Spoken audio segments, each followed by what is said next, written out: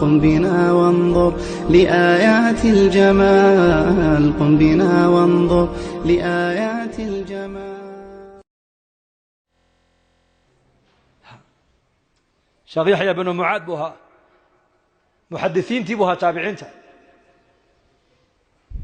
markuu dhintay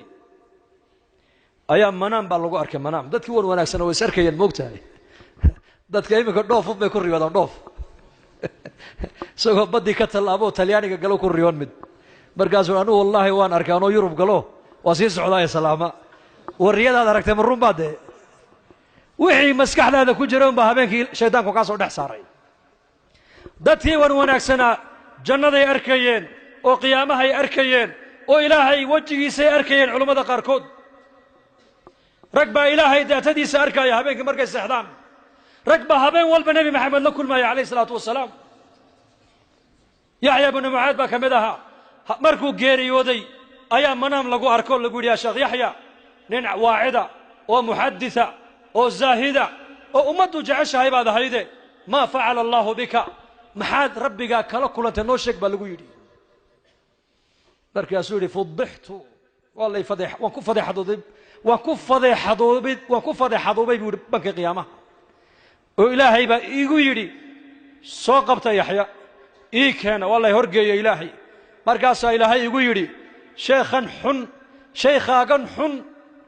maanta camalka aad agtayda soo dhigatay eed isleedahay waad ku badbaadaysaa sheeg baa laygu yidhi buu yidhi markaasaan idhi yaa rabbi 36 xaj ayaan carafa joogsaday oo nagtaada soo dhigtay markaasaa ilaahay igu yidhi midna kama aqbalin sheeg camal kale markaasaan idhi yaa rabbi 63 oo khatma qur'aaniya ayaan soo khatiman wataa markaasaa lagu yidhi midna kama aqbalin waan kugu soo celiyey sheeg wax kale markaasaan dhulka eegay markaasaan isiri camalkeen kale sheeganba labadii camal islaha waa ugu rajo fiican tahay waa 36 xaj carafa istaagay iyo 63 oo khatmata qur'aana intiiba markii la igu soo celiyay la yiri lagama aqbalin la igu yiri ayaan madaxa ganoodiyo la igu yiri walibana kor u taag madaxaago camalka aad agtayda soo dhigatay maanta aad leedahay waad ku badbaadaysaa itus markaasaan idhi yaa rabbi anu waxba ma wato waxba ma soo qaadan ba adigaan ku imid bas waxaan garanayay inaan u tagayo rab kariima ghafuura shakuur rahiim sataar xaliim latiif cafuwun ghafuur rabbiga sifaat kale inaan la kulmaayo ayaan garanayo waxba ma watay yaa rabbi anigu adaan ku imid bas markaasaa ilaahay gu yidhi haddaad ii timidee waan kuu dembi dhaafee jannada gal markaa raxmadda ilaahay baan jannada ku galay dadka u sheegay buu yidhi hadday waa taabiciintii والزهادي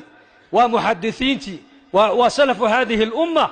حسن البصري ما أنت نخر سنة ما أنت حسن البصري وحيري صد سنة مقصل أفرت سننا هذا ما لا يعني وكفتناكم هذا البيوري